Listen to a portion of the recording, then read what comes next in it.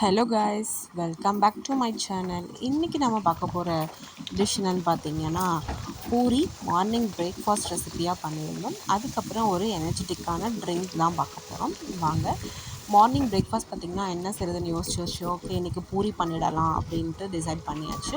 அதோடு தொட்டுக்க பார்த்திங்கன்னா ஆலு மசாலா. இந்த வாட்டி கொஞ்சம் டிஃப்ரெண்ட்டாக செஞ்சுருந்தேன். சூப்பராக இருந்துச்சு டேஸ்ட், ரெண்டுத்து காம்பினேஷன். இந்த மாவு பார்த்திங்கன்னா எங்கள் சித்தி ஊரில் வந்து ஆந்திரா சைடில் வந்து இந்த வெள்ளை மாவு ஒன்று கிடைக்கும். அதை சப்பாத்தி பூரிலாம் போட்டிங்கன்னா செம்ம டேஸ்ட்டாக இருக்குங்க. அது ஆல்வேலி மாவுன்னு நினைக்கிறேன். நல்லா பூரியும் பார்த்திங்கன்னா வெள்ளையாக இருக்கும், சப்பாத்தியும் வெள்ளையாக இருக்கும். ஸோ வந்து அதில் ட்ரை பண்ணியிருந்தோம். லாஸ்ட் டைம் ஊருக்கு போயிருந்தப்போ கொடுத்து அனுப்பிச்சிருந்தாங்க. அதில் வந்து பூரி பாருங்கள், சூப்பராக செம்ம டேஸ்ட்டாக இருக்கும். இது பூரி வந்து நல்லா வந்து புஷ்ஷுன்னு நல்லா வந்து இந்த மாதிரி சூப்பரான ஷேப்ஸில் வந்துச்சு இந்த வாட்டி.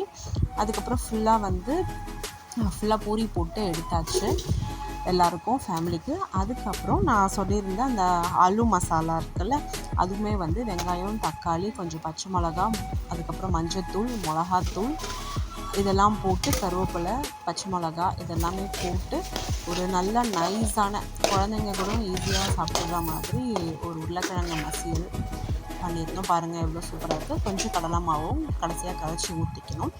அதுக்கப்புறம் வந்து சாப்பிட்றதுக்கு பிளேட்டிங் பண்ணியாச்சு. 2 பூரி வச்சு உருளைக்கிழங்கு மசாலா வச்சு பிளேட்டிங் பண்ணியாச்சு. என்னோடய பிரேக்ஃபாஸ்ட்டு மார்னிங் முடிஞ்சது. உருளைக்கிழங்கு மசாலா வச்சு அந்த பூரிக்கு நல்லா டேஸ்ட்டாக இருந்துச்சு. இந்த வாட்டி செம டேஸ்ட்டாக இருந்தது. பூரியோட ஒரு பைட் வச்சுச்சு. நல்லா பூரி வந்து புஷ்ஷுன்னு இருக்குது. நல்லா அந்த மசாலாவோடு எடுத்து ஒரு பைட் வச்சோம். காரசாரமாக கரெக்டாக இருந்துச்சு. இந்த பூரிக்கு நல்லா டேஸ்ட்டாக இருந்தது அந்த மசாலா. அதுக்கப்புறம் ஒரு எனர்ஜெட்டிக் ட்ரிங்க்ஸ் ஒன்று இருந்ததில்ல, இது வந்து ஆல்மோஸ்ட் அவங்க எல்லாருக்குமே தெரியும். இருந்தாலும் நான் ரெகுலராக எடுத்துக்கிறதால தெரியாதவங்க கூட இது வரைக்கும் குடிக்காதவங்க கூட இதை ட்ரை பண்ணி பாருங்கள். ரொம்ப சூப்பராக இருக்கும். ஆம்லா ஜூஸு.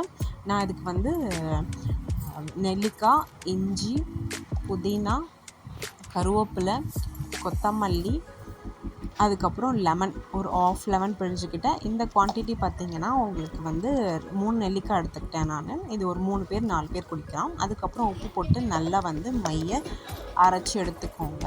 இந்த மாதிரி நல்லா வந்து தண்ணி ஊற்றி ஃபஸ்ட்டு ஸ்பைஸ் மோடில் வச்சுட்டு அதுக்கப்புறம் தண்ணி ஊற்றி எடுத்துக்கோங்க. இந்த மாதிரி நமக்கு திக்கான ஒரு ஜூஸ் கிடைக்கும். அதுக்கப்புறம் கொஞ்சோண்டு நீங்கள் தண்ணி ஊற்றிட்டு ஐஸ் க்யூப்ஸ் வந்து ஆப்ஷனல் தான். ஐஸ் போட்டு குடிச்சிங்கன்னா இன்னும் சூப்பராக இருக்கும். மார்னிங்கில் வந்து வெறும் வயிற்றுலேயும் குடிக்கலாம். நான் வந்து ஆஃப்டர்நூன் ஒரு 12 o'clock போல் இந்த எனர்ஜி ட்ரிங்க் எடுத்துக்கிட்டேன். ரொம்ப ரெஃப்ரெஷிங்காக இருக்கும். இது ரொம்ப டேஸ்ட்டாக இருக்கும். இது கூட நீங்கள் வந்து சஜ்ஜா கூட ஊற வச்சு நீங்கள் வந்து மிக்ஸ் பண்ணிக்கலாம். குழந்தைங்களுக்கும் கொடுத்து பழகுங்க. நம்மளுக்கு வந்து நெல்லிக்காய், கருவேப்பிலை இது எல்லாமே வந்து நம்மளோட பாடிக்கு ரொம்ப நல்லது, கண்ணுக்கும் ரொம்ப நல்லது. ஹேர் ஃபால் ஆகாமல் இருக்கிறதுக்கு கூட நமக்கு வந்து ரொம்ப ஹெல்ப்ஃபுல்லாக இருக்குது இதோட பெனிஃபிட்ஸ் எல்லாமே. டெய்லியும் வந்து நீங்கள் இந்த மாதிரி ஜூஸ் எடுத்துக்கிட்டிங்கன்னா நமக்கு ஹேர் ஃபால் ஆகிறது ரொம்ப கம்மியாகும்னு சொல்லி கேள்விப்பட்டிருக்கேன். ஸோ இந்த மாதிரி ஹெல்த்தியான ட்ரிங்க்ஸை எடுத்துக்கோங்க. காஃபீஸ் இந்த மாதிரிலாம் வந்து கொஞ்சம் அவாய்ட் பண்ணிவிட்டு இந்த மாதிரி ஹெல்த்தி ட்ரிங்க்ஸை எடுத்துக்கோங்க.